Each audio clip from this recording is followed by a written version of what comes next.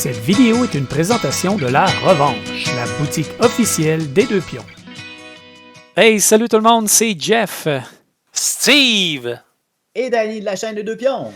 Et on se retrouve ce mois-ci pour notre deuxième vidéo dans notre nouvelle série Les pépites ludiques des Deux Pions.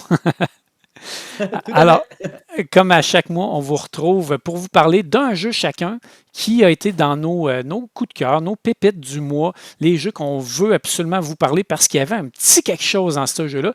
Pas nécessairement même un gros quelque chose. Gros. Ouais, c'est vrai. Et pas nécessairement des nouveautés, mais juste des jeux qui nous ont fait triper dans la dernière période. Alors, aujourd'hui, j'ai l'insigne honneur de démarrer ça et je vais commencer ça. Vas-y, mon gars. Fort, Vas-y, les mon gars. Je vais commencer ça avec La rivière de l'or, River of Gold. Plein de pépites dans la rivière. Ben oui, et ouais, voilà. c'est thématique. C'est thématique. J'aurais dû prendre ça pour notre première vidéo. Rivière de l'or, c'est un jeu qui se joue en... Écoute, sur BGG, c'est écrit 60 à 90 minutes, mais sincèrement, ça va vite. C'est un jeu qui joue facilement en 60 à 75 minutes, à mon avis, à 4 joueurs. Il n'y a pas beaucoup d'attente. Qu'est-ce que tu fais dans ça? C'est que tu as des bateaux, tu te promènes dans le Japon féodal et tu visites des lieux et à chaque fois que tu arrêtes ton bateau dans un espace de la rivière, tu récoltes des ressources et avec ces ressources-là, tu essaies d'aller chercher des personnages ou des points, des sortes de trucs pour faire des points. Finalement, tu essaies aussi de livrer des clients à certaines places pour obtenir des points. Et c'est évidemment juste une course au point, mais très, très bien fait. En fait, ce qui m'a fait triper dans ce jeu-là, c'est vraiment le rythme du jeu. Ça se joue super vite. Chacun de tes tours sont rapides et tu roules un dé pour savoir où est-ce que tu vas aller, mais tu le roules à la fin de ton tour. Donc, tu as tout le tour des autres pour réfléchir à ce que tu vas faire pendant ton tour. Puis, c'est difficile pour les autres joueurs de briser ce que tu veux faire. Des fois, tu t'adaptes un petit peu, mais tu as le temps de te préparer. Ce qui fait que ça roule très, très rapidement. Et c'est le fun. Le jeu est super beau et je l'ai trouvé vraiment le fun. Bref, c'est ma pépite du mois. J'ai rien d'autre à dire que j'ai eu du plaisir à jouer. Tu sais, quand tu joues à un jeu et tu as comme juste un bon feeling, tu fais comme j'ai hâte de rejouer. Seul point négatif, pourquoi avoir fait cet insert de merde sérieusement? OK. C'est épouvantable. Là, je vois, il y a du monde ici qui ont rangé le jeu dedans, ils ont classé ça. Écoute, à la perfection, c'est sûr que faut que tu mettes ça couché, faut pas que tu mettes ça vertical, mais moi, je l'ai jeté au vidange, là, fait que badrez-vous pas trop avec ça. Et évidemment, fidèle à mon habitude, messieurs, qu'est-ce que je n'ai pas fait pendant que je parlais? Montrer des images! Je n'ai pas montré d'images, donc je vais vous prendre le temps de vous montrer. Ce qui est aussi le fun dans le jeu, c'est que le jeu est hyper modulaire, donc toutes les petites tuiles qu'on va mettre un peu partout, ça va changer, ça va varier d'une partie à l'autre. Donc, beaucoup de variété dans vos parties, mais c'est un jeu qui va bien sortir. C'est presque un filler quasiment, mais c'est plus gros, là, mais vraiment une belle catégorie. J'ai bien Tu joues aimé. à 4 joueurs? Oui, 4 joueurs. Je vais vérifier pour être sûr. Ça me semble que non, c'est 2 à 4 joueurs, 60 à 90 minutes. Complexité de 2.38, donc pas super complexe, mais c'est vraiment le feeling que j'ai eu dans le jeu qui m'a fait triper. Là. Donc, je vous le recommande chaudement. Un très beau jeu, très bon jeu. Une pépite. Une petite pépite dans la rivière. C'était ma pépite du mois. On y va maintenant avec Danny. Yeah! Danny qui nous montre ses crocs. Pourquoi? Mes canines, ouais, aujourd'hui. C'était l'Halloween dernièrement, il y a quelques semaines, quelques mois. Puis, j'ai eu la chance de jouer avec Steve à un jeu. Le jeu était correct, mais j'ai gagné. Donc, j'ai vraiment aimé le jeu. C'est sûr, c'est sûr. J'ai joué à Dracula versus Van Helsing. Et j'aime beaucoup les jeux de duel. Souvent, c'est des jeux assez rapides. Tu sais, il y a beaucoup de jeux de duel qui peuvent être plus courts qu'un jeu à 3, 4, 5 joueurs. Et c'est un jeu de 2023 qui avait passé sous mon radar. Aussitôt qu'on m'a l'installé, qu'on me l'a expliqué, j'ai comme tout de suite pensé à un jeu des années 2016, 17, 18, excusez, en tout cas, de plusieurs années qui s'appelle Sun Tzu, l'art de la guerre. Ouais. C'est un peu semblable à ça. Un des joueurs est Dracula, l'autre est Van Helsing. Le but de Van Helsing est de faire 12 points de dégâts à Dracula. Et le but de Dracula est d'infecter au complet les citoyens d'une zone. Il y a 5 zones. Ceux qui connaissent Sun Tzu vont un peu voir la même chose. C'était des régions comme ça. Et à travers le jeu, on a un paravent chacun avec 5 tuiles qui sont des personnages avec une valeur, une couleur et un pouvoir. Puis, petit truc, là, le plus important, c'est de connaître les pouvoirs. Prenez vraiment le temps de lire les 10 pouvoirs. Des fois, c'est échanger entre les deux joueurs. Des fois, c'est changer de lieu. Et on joue comme ça 5 manches. Et Van Helsing doit tuer Dracula ou Dracula doit infecter dans une des 5 régions.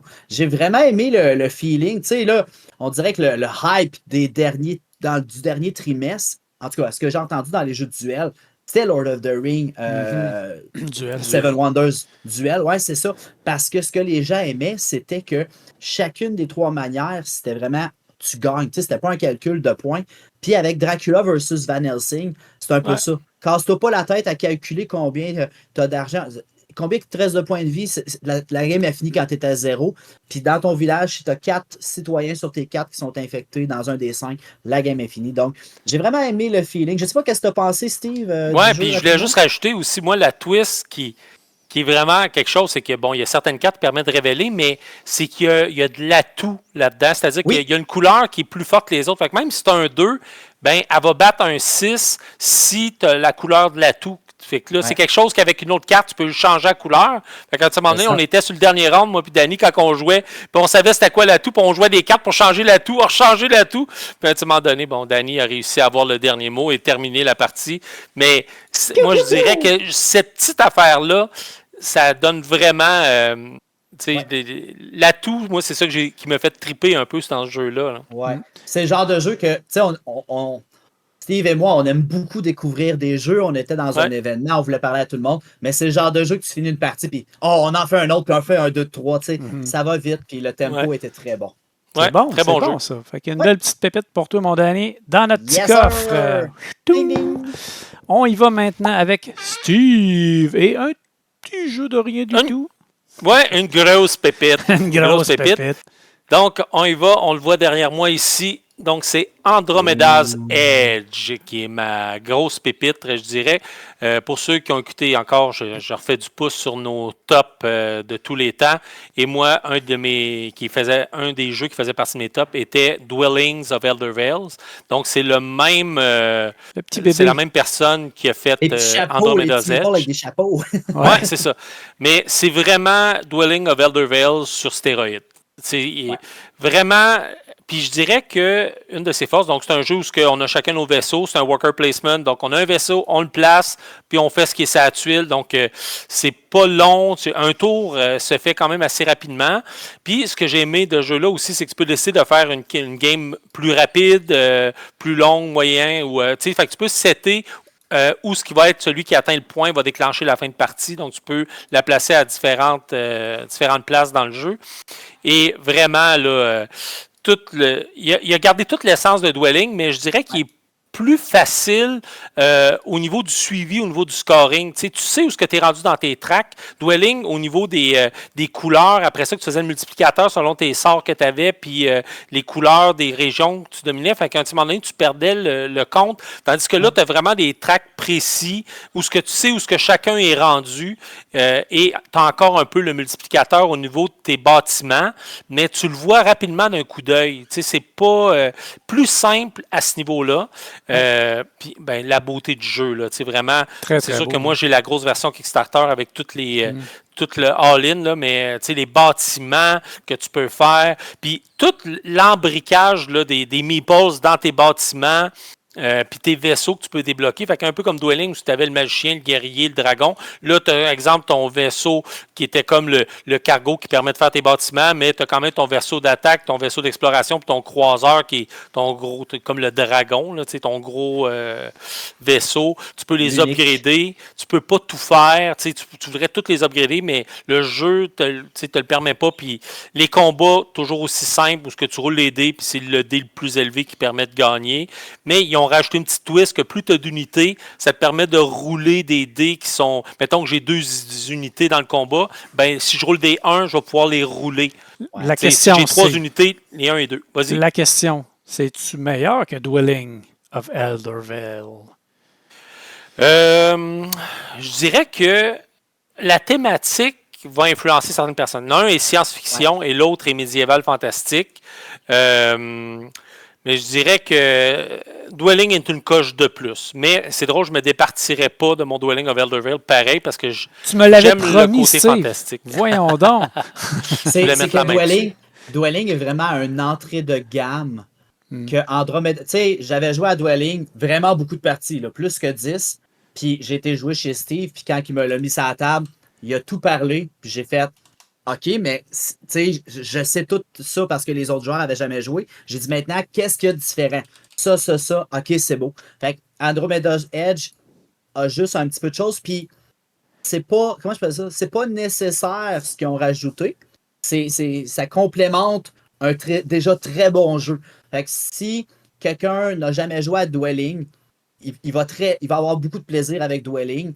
Mais si quelqu'un a déjà Dwelling puis veut un petit peu plus, en changeant la thématique, Andromeda's Edge fait vraiment le travail. En termes de Je dirais complexité, là, sur BGG, c'est 3.24 pour Dwelling sur 5, puis 3.60 pour Andromeda. Donc, C'est un ça. petit peu plus complexe, mais pas tant que ça. Pas tant que Non. ça. Puis je dirais où ce que Andromeda shine le plus, que je dirais qui brille le plus, c'est vraiment un des tableaux que tu te construis quand tu termines ton tour, ce que tu ramènes tes vaisseaux, et là, tu peux te créer vraiment une machine où tu vas pouvoir placer tes jetons puis enclencher plein de tuiles que tu t'es achetées quand tu récupères tes vaisseaux. Puis ça, c'est vraiment cool. Fait que quand tu récupères tes vaisseaux parce que tu as fini, tu es quasiment content, tu ne perds pas un tour. C'est un des tours que tu peux vraiment créer, mettre en action l'engin que tu t'es construit avec toutes les cartes que tu as achetées, que tu as placées, puis que là, que tu vas pouvoir activer. Là. Fait que, Il y a vraiment. Il y a combien de peuples dans Andromeda's Edge? Plus de Beaucoup. 10 assurément. Ouais, 12, Ah oui, il y en a 14, beaucoup. Ils Puis, sont tu sais, recto verso. Ben, Oui. il y a, dans Dwelling, il était recto verso, mais ça aussi, la symétrie des peuples rend vraiment Ouais. l'expérience de jeu vraiment le fun. Ouais. Oui, c'est ça. Puis, je dirais même il est plus simple. C'est que tu as une habilité, tandis que Dwelling, tu avais différents peuples, tes meeples avaient des habilités différentes. Là, c'est que ton peuple a une habilité. Et un vaisseau unique que tu peux upgrader, que les autres n'ont pas, que tu peux placer.